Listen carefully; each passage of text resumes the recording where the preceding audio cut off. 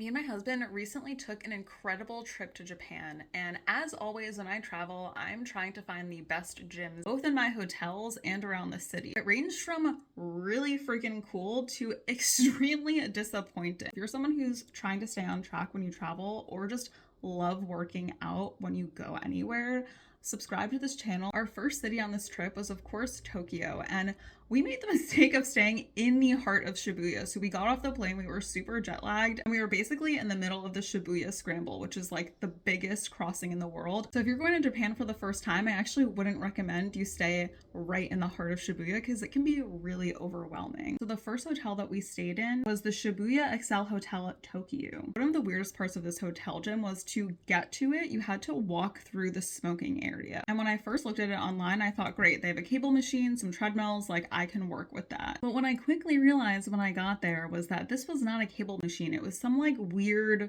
abs only machine. So honestly, this gym was extremely limited and probably wasn't worth me going out of my way to book it because it had a gym. Overall, I give this hotel a gym ranking of 3 out of 10. I ended up just doing a 3-mile run on the treadmill. Next up in Tokyo was the Life Hotel, which overall was a super cute place to stay. And we had a bit more to work with here. They had a bike, an elliptical, a treadmill.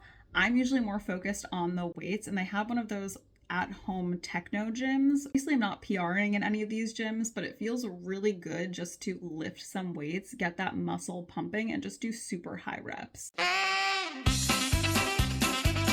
So overall, this gym, 5 out of 10. It was pretty small, so if there were like more than 2 or 3 people in there, probably not the best scenario, but generally I found in a lot of these hotels, there were maximum maybe 3 people. Next and last gym that I tried in Tokyo was actually outside of the hotel, and it was the Bragmen Anime Hotel. My husband really loves anime and he wanted to check it out. Usually I do try to stick to just hotel gyms because I find that going out of the way to find a gym in a really cool city just feels like a waste of time. But anyways, this was an experience in itself. So this place was super foreigner friendly, so clean. I think we paid about 4,400 yen, which might be around $28 for up to an hour. They had a bunch of options. I give the Bragman gym an 8 out of 10. Overall, it was just a really solid place to go. And especially if you're an anime fan, it's definitely worth checking out. Okay, next city and my favorite of the trip was Kyoto. This was hands down the best hotel that we stayed in Japan. The gym situation was also probably a 5 out of 10. It was very similar to the Life Hotel, and they had the techno gym bench with weights, 2 treadmills, and 1 bike.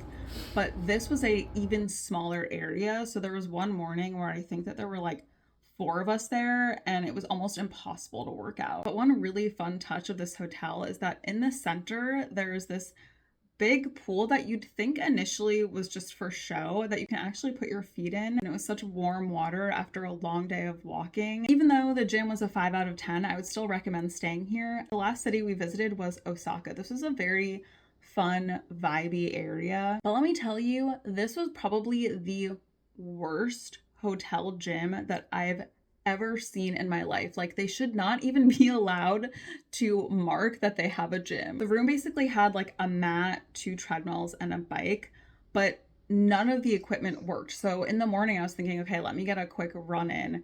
Treadmill didn't work. Bike didn't work. At some point, I just laid on the mat. But that meant that our second day in Osaka, we actually did try another gym in the area. This wasn't an extensive gym, but it had enough that I didn't have to modify my workout. They had a lat pull down, they had a road machine. Downside to this gym is that during the week, they only opened at 11 a.m. We went over the weekend, which is 9. So 11 is just a little bit too late if you're trying to like go out and explore the city. Neo Training Gym was probably like a 7 out of 10. It was a good environment, had the equipment, but wasn't as cool or clean as the anime gym. Overall, there were definitely a ton of gyms in Japan. It was such a fun trip. So if you're someone who wants to stay on track when you travel and just can't figure out if a gym at a hotel is worth it or not, or just want to know more about gyms in the area, subscribe to my channel for more videos just like this.